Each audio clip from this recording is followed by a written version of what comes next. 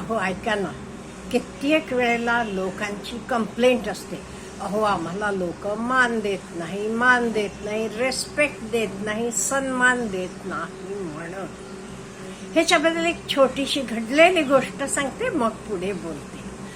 एका film actor, त्याच्याकडे एक स्वयंपाकाला माणूस होता. खूप सुंदर स्वयंपाक बनवायचा. इंडियन डिशेस, कॉन्टिनेंटल डिशेस, अतिशय सुंदर डिश बनवायचा. खुश होता आपला नट ॲक्टर. मग त्या ॲक्टरचं लग्न झालं. लग्न होऊन आल्यावर त्याची बायको म्हणायला लागली, हा काय आपला कुक मला रेस्पेक्ट देत नाही, मान देत नाही, सन्मान देत नाही म्हणून. मग लगेच त्या ॲक्टरनं ते कुकला कामावरनं काढून टाकलं. सगळे मीडियावाले, न्यूजपेपरवाले सगळे म्हणायला लागले, हा किती आपल्या बायकोला हा मान देतो, बायकोला मान न देणाऱ्या माणसाला लगेच काढला वगैरे सगळं. पण मला असं वाटते, अहो कोणी आपल्याला मान द्यावा म्हणून देतो का? तो मान आपण मिळवायला लागतो.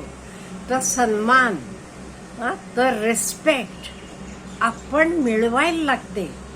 आपण व्यवस्थित वागलो, आपण दुसऱ्याला रिस्पेक्ट दिलं, ते आपोआप लोक आपल्याला रिस्पेक्ट देतात, मान देतात.